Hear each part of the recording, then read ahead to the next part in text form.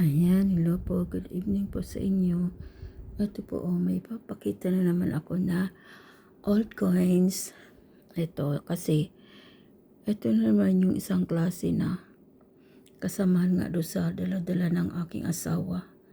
Ayan, ano to, ibang ano to coins ng ibang bansa. Asa na ba?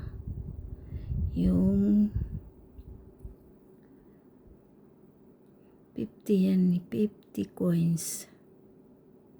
Ibang klase naman to, parang pera ng Saudi, kasi mayroon siyang yung itong sa likod, parang siya, yung tamar, puno ng nyug, yung parang nyug yung dates. Yan, kasi isa nga to doon sa mga nakababad na kinuha ko, kasi andun pa iba mga nagpakababad, kasi nga mga kalawangin na nga dahil sa matagal nang naka-stock, dahil doon sa sa friend ng asawa ko. Yung daw kasi yun isang balde raw yung mga old coins na nandun. Ngayon may binili siya 2 piraso lang, 500, 250 isa, yung parang butonis na lang kaliit, mahal daw yun ayun, di ko pa nga, andun pa, di ko pa kinukuha, kasi ito muna inuuna ko. Ano ba to? 50 yan yan nakalagay 50 pira ng sa ibang bansa. Ayan yung mga nakasulat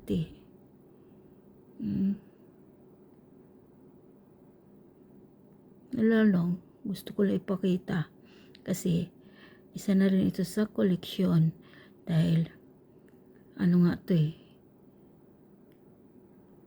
mga old coins, may nakalagay dyan na yung taon, mayroon nakalagay dito nakita ko yan 2016, nasaan na ba dito, kasi gabi kasi, kaya dito yata sa kabila may nakita akong number dyan. Ayan ayan pala yan 2016 yung dito sa bandang kaliwa, tapos ito naman sa kabila 14 yan 1438 ba yun? Yan, pero kaya ito ng yan ito sa may ilaw, para kuskus ko nga yan kasi nagkakalaka. Ayan, 1438, ayun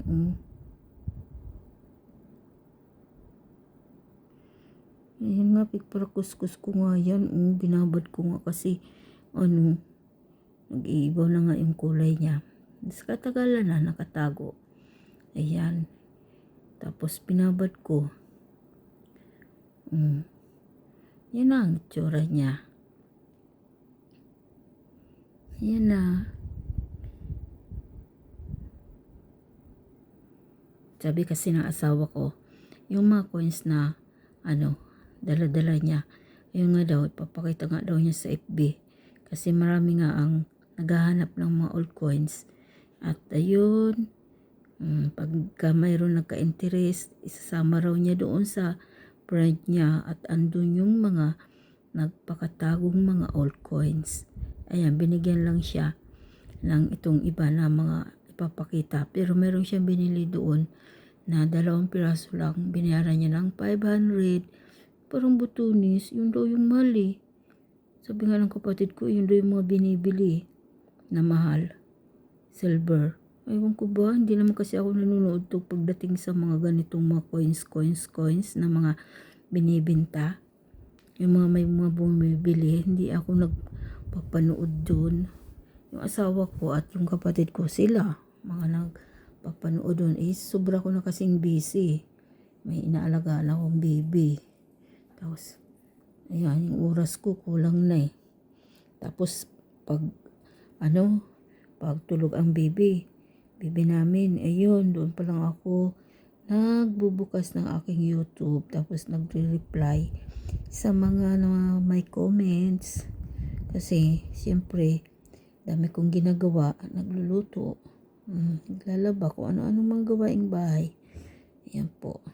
Tapos, ito naman na isa, Ayan, ito pang isa, ang ganda, Ganda ng kanyang design, Ayan, Pira din to ng ibang bansa, Ayan. Ito kaya sa may ilaw. Ayan, Ayan. Ayan ang forma. Sabi ko lang, gusto ko lang ipakita. Kaya, nilinis ko. Yan po. Tapos, ito, sa harap. Sa harap, ayan, may nakalagay na 100.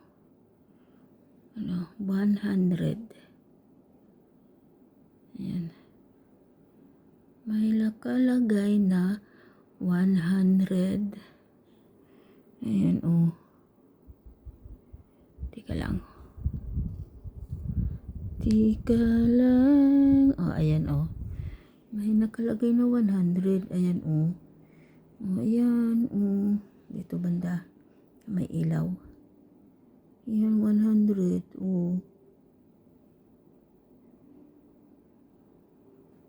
Tapos, yan? May nakalagay rin dyan na year. Ewan ko ba, ano ba yan? Basta, gusto ko lang ipakita.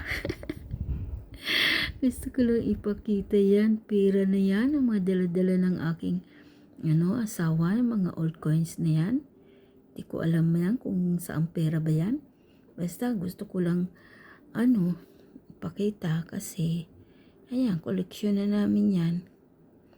At meron siya doon yung Philippine coin na, yun nga daw, yung binibili. Andun pa, hindi ko pa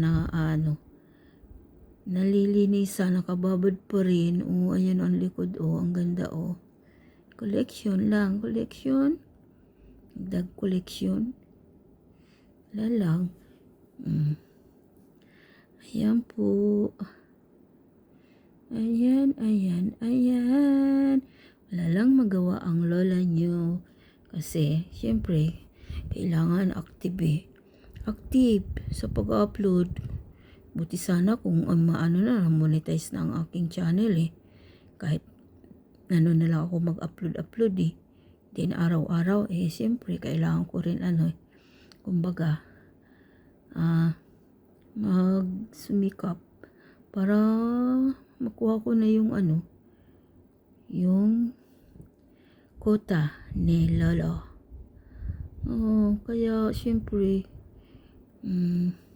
naglilibang na. Ayan pa, nabawas stress. Pag may time, ayan, kung ano-ano na lang maisipan gawin. Ayan po, ayan lang ang aking maipapakita na naman sa ngayon. Dalawang magandang coins na nagdidilaw-dilaw. Magandang coins na nagdidilaw-dilaw. Ayan,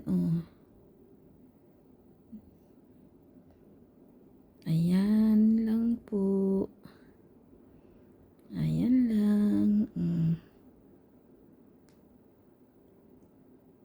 Yan lang. Thank you for watching po.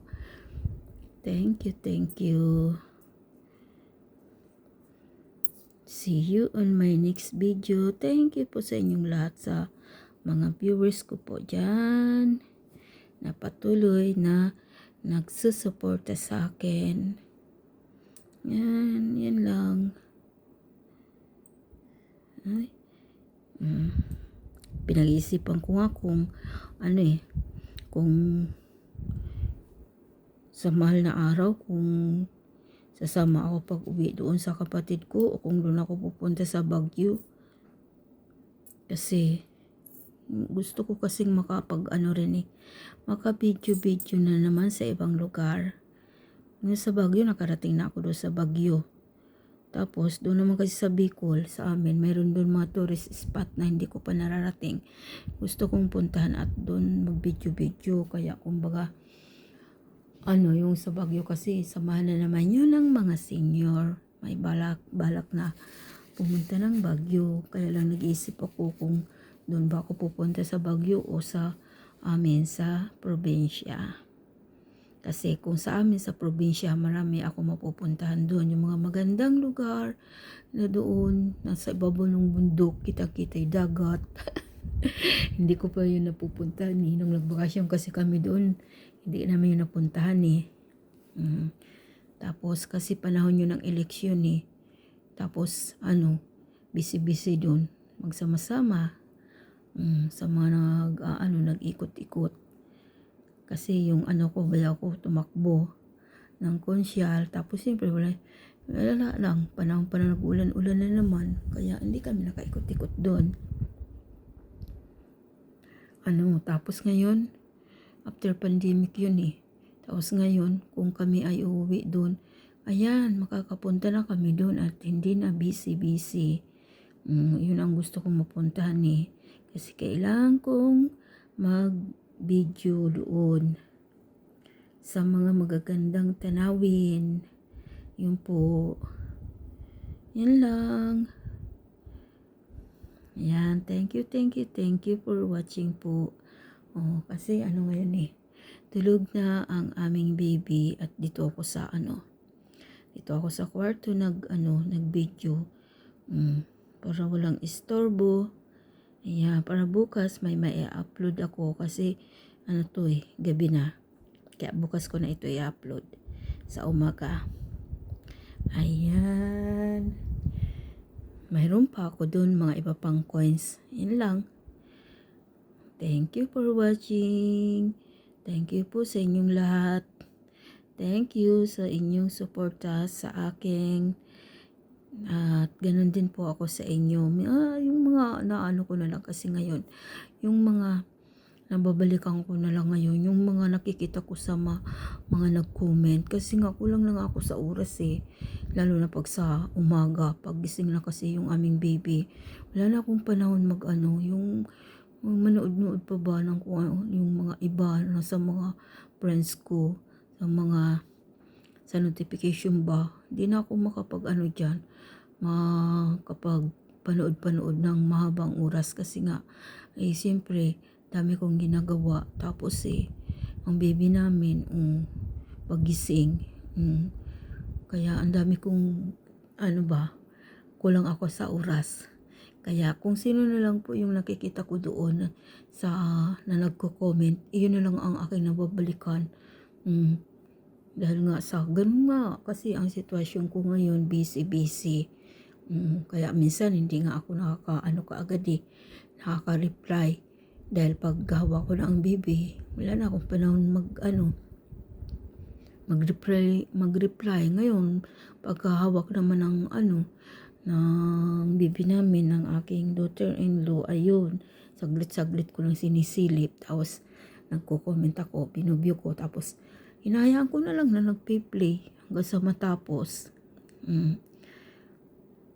Ayun po, ganun po. Thank you for watching. Bye-bye. God bless po. God bless us all. Good night. See you on my next video.